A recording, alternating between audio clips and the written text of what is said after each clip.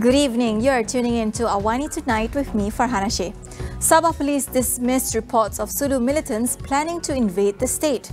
And how do we respond to the Omicron variant? That's coming up.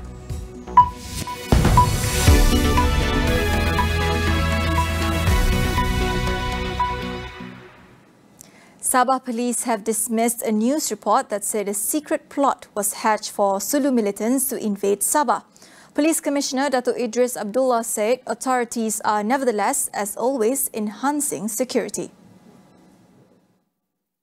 He was responding to a report by the South China Morning Post that said there was a secret meeting among 19 mayors in the southern Philippines that discussed the recruitment of 600 armed fighters to invade Sabah, although no infiltration has taken place yet. Meanwhile, Eastern Sabah Security Command Commander Dato' Ahmad Fuad Osman said its intelligence are still trying to verify these allegations. He said border control and patrols have been tightened and assured the public that no abnormal movements from outside Malaysian waters have been detected this far.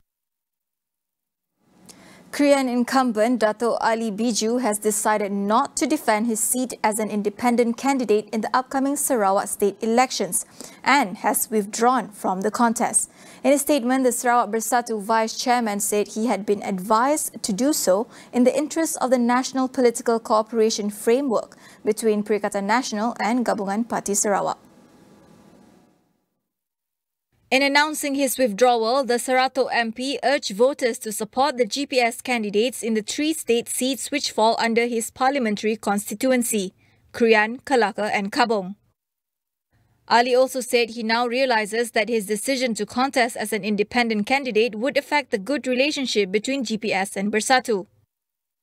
Ever since nomination day, the GPS leadership had expressed disappointment over Ali's decision to stand as an independent candidate. In fact, GPS chairperson Tan Sri Abang Johari Tun Openg said that the Bersatu president Tan Sri Muhyiddin Yassin had promised that action would be taken against Ali. Prior to nomination day, Bersatu had assured that the party would not contest in the polls and would instead help to ensure the success of its GPS allies. However, Ali, who is also the Deputy Energy and Natural Resources Minister, appeared to break ranks by standing as an independent for the state seat he held since 2011. Finance Minister Tengku Zafrul Aziz clarified that it is up to state governments to decide whether to mandate liquor license on businesses. He also denied that the government had revoked the liquor license measure as claimed by Transport Minister Datuk Sri Wee Ka Siong earlier.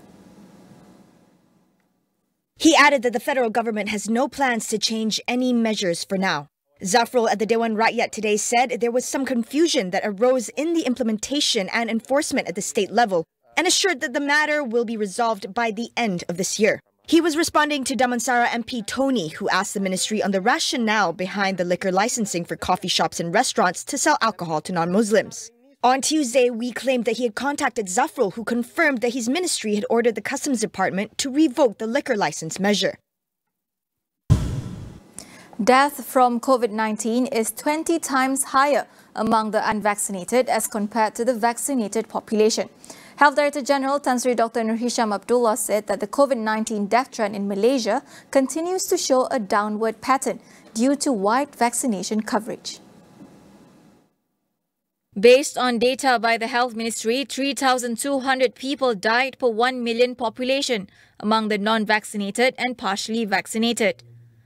While for the fully vaccinated, breakthrough death is 160 people per 1 million population. As for those who had received booster shots, only 4 people per 1 million population died. Dr. Nur Hisham added that this year to date, a total of 24,014 died in hospitals and 6,046 were brought in dead cases. Countries around the world are adopting various COVID-19 measures in light of the new Omicron variant. But with health experts still in the midst of gathering evidence on the severity of Omicron, what public health strategies should Malaysia adopt to deal with the new variant? Immunologist Professor Sibran Popema weighs in.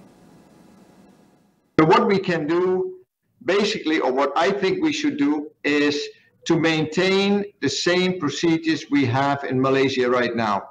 We have essentially the process that when people arrive from abroad, they will have to be tested before they come. they are tested upon arrival, and then they undergo quarantine for a week. And during that week, they get another test. And basically, that is working. And I say that because the one person that came in from South Africa and turned out to be positive was actually caught this way. It turned out that the test at the airport was positive. The student went into quarantine, and actually when he was retested or she was retested, she turned out to be negative. That's exactly what you hoped that would happen.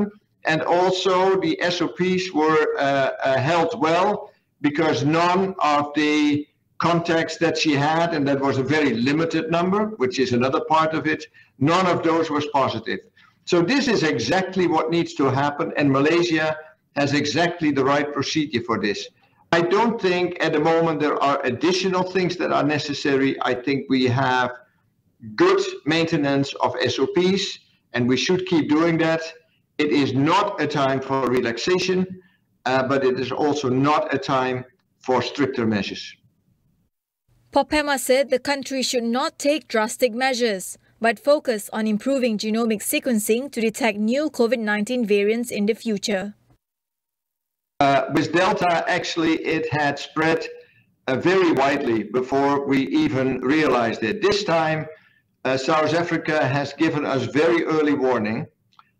So it's still in the beginning. That is also why there's not a lot of data available, not even in South Africa, and certainly nothing elsewhere, because in no other country there's been cases around for, let's say, more than 2 weeks. So we don't have that information. Now we have early warning, and really I think that that's the important thing. So what we should do in the future is keep sequencing cases of COVID. That's true for cases that are coming in from abroad. That's also true for cases in the country. So the most important measure we can take in terms of public health is monitoring, sequencing cases when there are cases that have new mutations, analyze those, make sure that those are not ones that are more infectious or more likely to escape from vaccination. We'll take a short break. Stay with us.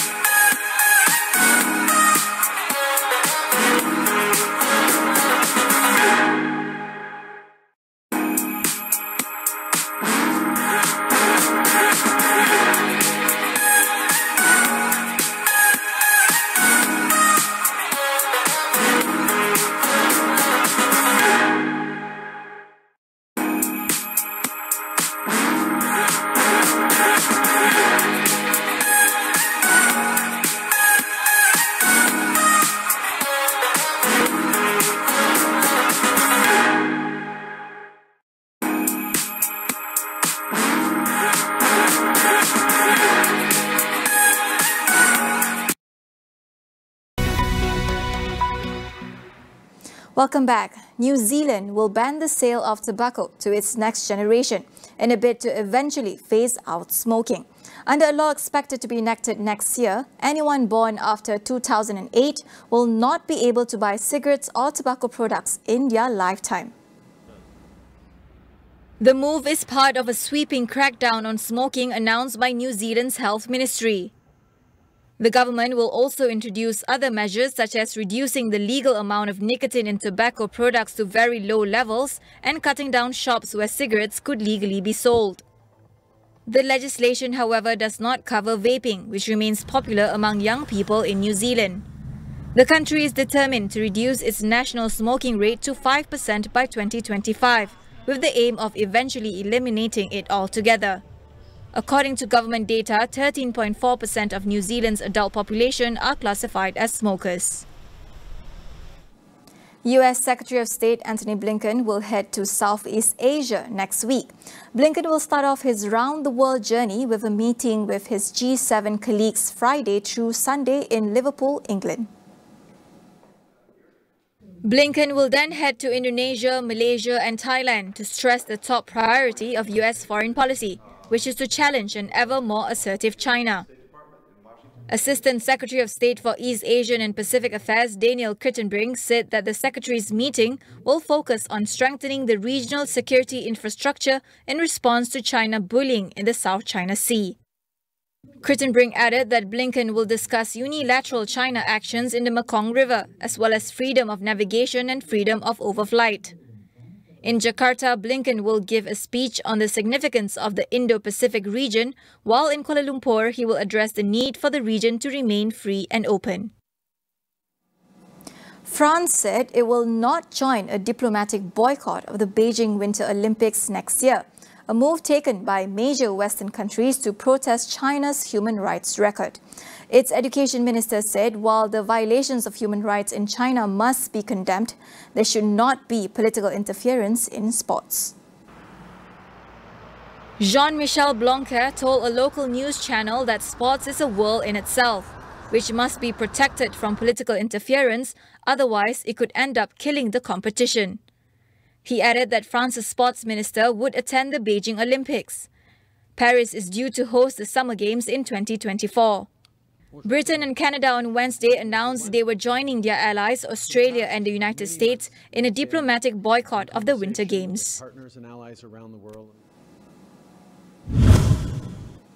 Can Tan Sri Nazir Razak's proposed Better Malaysia Assembly be the consultative, more inclusive and less elitist initiative it aspires to be? Tonight on Consider This, we ask our guests if this is the solution to Malaysia's woes. That is all we have for you on AWANI tonight. Get the latest news update on COVID-19 and COVID-19 vaccines from astroawani.com and the Astro AWANI app. I am Farhana Sheikh. We'll see you again.